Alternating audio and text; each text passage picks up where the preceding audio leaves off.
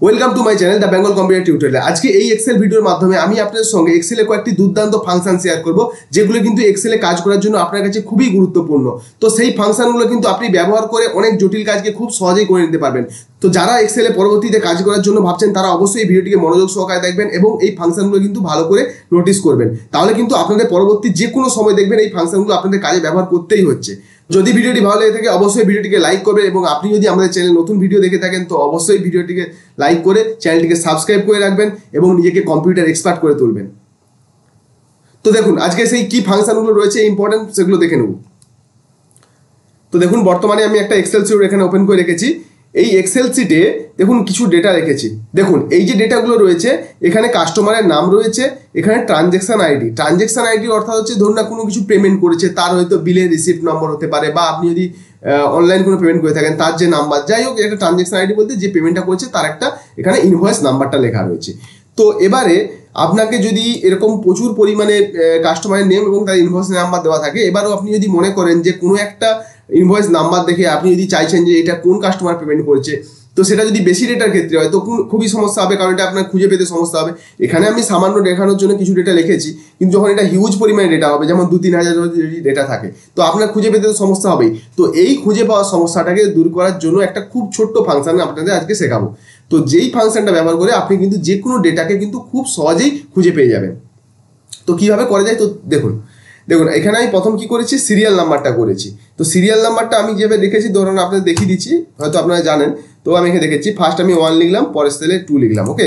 তারপর এই দুটোকে একসঙ্গে সিলেক্ট করে আমি এবার ক্লিক অ্যান্ড ড্র্যাগ করলাম, এবার দেখবেন অটোমেটিক এখানে নাম্বারিংগুলো চলে আসবে, ঠিক আছে। তো এবারে আমি এই ডান দিকে দেখুন দুটো আলাদা হচ্ছে কলামে, একটাতে লিখেছি ট্রানজ্যাকশন আইডি এবং আরেকটাতে লিখেছি কি পজিশন ইন রেঞ্জ। তাহলে এটা দিয়ে কি হবে না, আমি এখানে দেখুন যে ট্রানজ্যাকশন আইডিটা সার্চ করব, যেমন ধরুন আমি এখানে একটা ট্রানজ্যাকশন আইডি সার্চ করছি, যেমন এইটা ধরুন সার্চ করছি যেমন 10142। তাহলে আমি যদি এখানে লিখি 10142 দিয়ে দেখুন আমি এন্টার প্রেস করলাম, এখানে কি দেখাচ্ছে পজিশন ইন রেঞ্জ, মানে এই যে ডেটাটা মানে যেটা এই ট্রানজ্যাকশন আইডিটা কত নম্বর রেঞ্জ অর্থাৎ কত নম্বর রোতে রয়েছে সেটা দেখাচ্ছে। দেখুন এইটা দেখুন 2 নম্বর, তাহলে এখানে দেখুন এখানে কিন্তু 2 শো করছে। তো এটা দেখে আমরা তাহলে সহজে বুঝতে পারবো যে আমরা যেহেতু বাম দিকে যে নাম্বারিংটা করেছি তো কত নম্বর রোতে রয়েছে এটা, তো আমি খুব সহজেই কিন্তু খুঁজে পেয়ে যাবো। তো একইভাবে এটা কীভাবে করতে হয় তো চলুন দেখে নেওয়া যাক। প্রথম আমি পুরো ডেটাগুলোকে এখান থেকে ডিলিট করে দিচ্ছি, ওকে। তো এই যে আমি ফাংশনটা ব্যবহার করব এটার নাম হচ্ছে ম্যাচ ফাংশন। তাহলে প্রথম ইকুয়াল টু সাইন দিলাম, এরপরে কি লিখলাম ম্যাচ, MATCH ম্যাচ লিখলাম, তারপর ফার্স্ট ব্র্যাকেট শুরু করলাম। ম্যাচের প্রথম কাজ হচ্ছে গিয়ে আপনি যেটা মানে যে জায়গায় আপনি লুকআপ ভ্যালুটাকে রেখে খুঁজতে চাইছেন, যেমন আমি ট্রানজ্যাকশন আইডি লেখার জন্য এই জায়গাটা মানে এই সেলটা আমি সিলেক্ট করলাম, কারণ এখানে আমি ট্রানজ্যাকশন আইডি দিয়ে সার্চ করব, তাহলে এখানে আমার পজিশন ইন রেঞ্জ মানে কত নম্বর রোতে রয়েছে সেটা দেখা যাবে। তো এই জন্য আমি এটা সিলেক্ট করলাম। আপনি যেখানেই লিখে সার্চ করবেন সেই সেলটাতে জাস্ট সিলেক্ট করে দেবেন। এবার কমা দিলাম, কমা দেওয়ার পর এখানে আপনার ট্রানজ্যাকশন আইডি কোথায় রয়েছে দেখুন, এখানে রয়েছে ট্রানজ্যাকশন আইডি, মানে যেটা রেসপেক্টে ধরুন ট্রানজ্যাকশন আইডি দিলে সেটা রেসপেক্টে খুঁজবে। তো যে ডেটা রেসপেক্টে আপনি ফাইন্ড করতে চাইছেন সেই ডেটাটা এখান থেকে সিলেক্ট করতে হবে। এবার ধরুন আমি ট্রানজ্যাকশন আইডি দিয়ে সার্চ করবো, তাহলে আমি কি করলাম সমস্ত ট্রানজ্যাকশন আইডি সিলেক্ট করে দিলাম। এবার আমি কি করলাম এখানে কমা দিলাম, কমা দেওয়ার পর এখানে আমার কি দেখাচ্ছে এক্সাক্ট ম্যাচের জন্য কি দিতে বলছে 0, তাহলে আমি এখানে 0 দিলাম, ওকে। এবার ফার্স্ট ব্র্যাকেটটা জাস্ট ক্লোজ করে দিলাম, দিয়ে আমি এন্টার প্রেস করলাম, ওকে। এখানে এ নিয়ে দেখাচ্ছে কারণ আমার হচ্ছে ট্রানজ্যাকশন আইডি কিছু দেওয়া নেই। এবার দেখুন আপনাদের এই ডেটা থেকে আমি একটা ট্রানজ্যাকশন আইডি দিয়ে দেখাচ্ছি, যেমন ধরুন এইটা 10 তারপরে 222, তাহলে এখানে আমি কি লিখলাম 1022, ওকে। দিয়ে দেখুন এন্টার প্রেস করলাম, সঙ্গে সঙ্গে আমার কি দেখাচ্ছে পজিশন ইন রেঞ্জ কত দেখাচ্ছে 8, তাহলে আমি এইটা যদি গিয়ে দেখি দেখুন আমি এইটা দেখাচ্ছি দেখুন 10222। তাহলে দেখুন আপনি কিন্তু খুব সহজেই আমি কিন্তু এই সিরিয়াল নাম্বারটা করার ফলে এখানে আপনাকে দেখিয়ে দিচ্ছে কত নম্বরে আছে, তো আমরা খোঁজার দরকার নেই, আপনি ওই সিরিয়ালে গেলেই হয়ে যাবে। তো এইভাবে কিন্তু ম্যাচ ব্যবহার করে আপনি সহজেই কিন্তু ডেটা কত নম্বর রোতে রয়েছে সেই নাম্বারিংগুলো থেকে সহজেই কিন্তু ডেটাকে ফাইন্ড করতে পারবেন।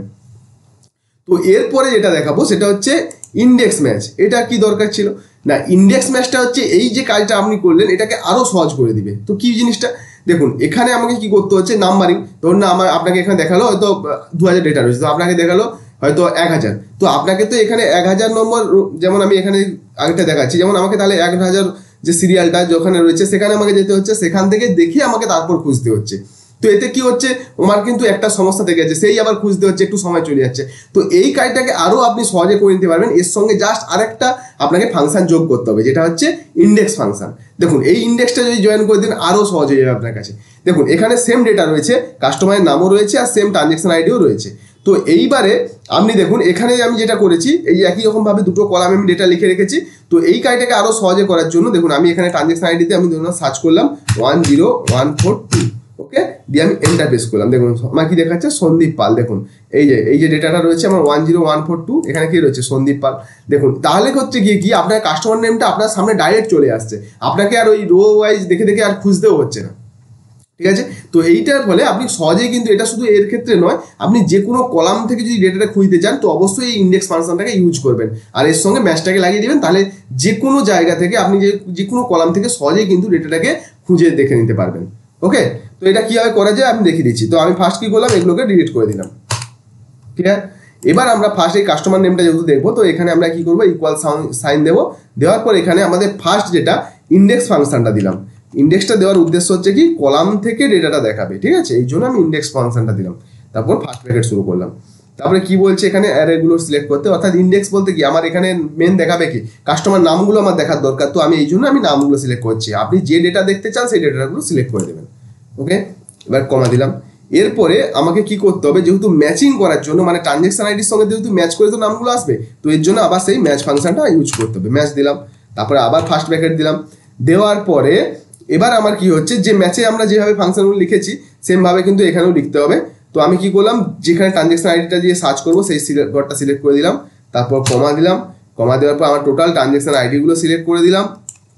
এরপর কমা দিলাম, কমা দিয়ে কি এক্সাক্ট ম্যাচের জন্য 0 দিলাম। এবার ফার্স্ট ব্র্যাকেটটা শেষ করলাম, মানে এই ম্যাচেস এটা শেষ করলাম, আর ইন্ডেক্সে এটা শুরু করেছিলাম, এটা আবার শেষ করলাম। ওকে, তাহলেই হচ্ছে এটা ঠিকঠাকভাবে প্রপার হবে। তো এবার আমি এন্টার প্রেস করলাম। দেখুন এইবার আমি ট্রানজেকশন আইডি দিয়ে এখানে সার্চ করব, যেমন 10207 একটা লিখলাম, দিয়ে এন্টার প্রেস করলাম। দেখুন সঙ্গে সঙ্গে কি লিখেছে, অসীমনাথ দুবে।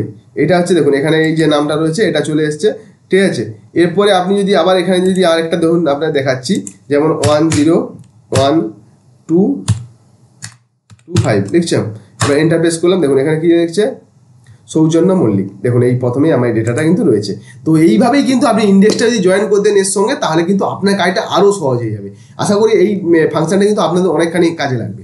তো এরপরে আমাদের নেক্সট যে ফাংশনটা রয়েছে এটা দেখিয়ে দিচ্ছি। এটা হচ্ছে কি, দেখুন এর জন্য আমি এই যে এই সিলেক্টেড ডেটা রেখেছি, এটা হচ্ছে কনক্যাটিনেট ফাংশন। যদিও এটা ছাড়াও আর একটা ভাবে করা যায়, যেটা আমি ফ্ল্যাশ ফিল দিয়েও করা যায়। এটা আমি দেখিয়েছি, আমার অন্য ফ্ল্যাশ ফিলের ভিডিও আছে, আপনি ওখান থেকেও দেখে নিতে পারবেন। এই কাজটা আরো সহজে কিন্তু হয়ে যাবে। তো এইটা কিভাবে করা যায়, ধরুন এখানে ফার্স্ট নেম লেখা আছে আর এখানে কি আছে, লাস্ট নেম।